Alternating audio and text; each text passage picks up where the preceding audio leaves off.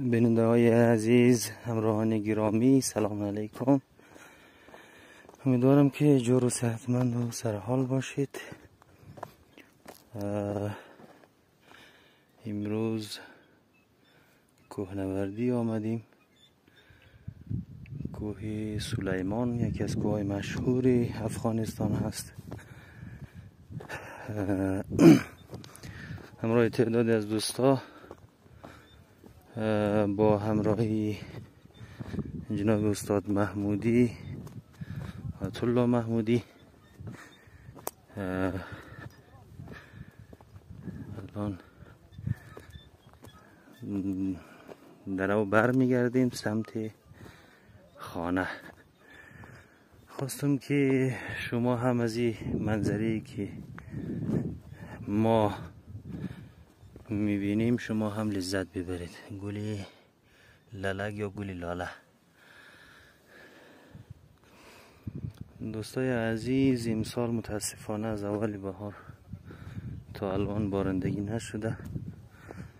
سال بسیار سخت و پرچالش پیش روی از ما مردم غریب هست.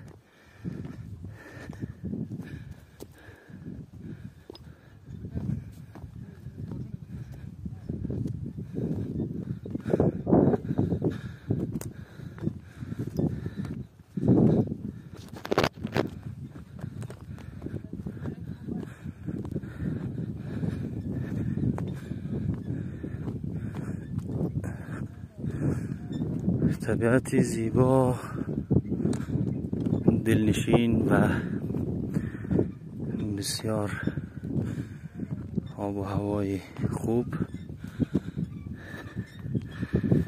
دوستایی که در منطقه هست میتونه از این مکانهای زیبا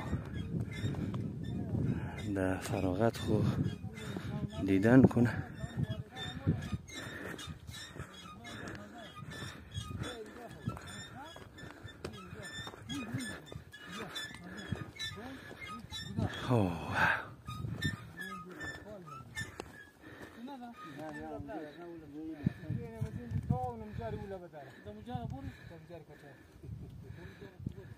شعاران نداره مجبوری یا جری ولاد نبری یا پسی بدی برو خمون جرا قلب بری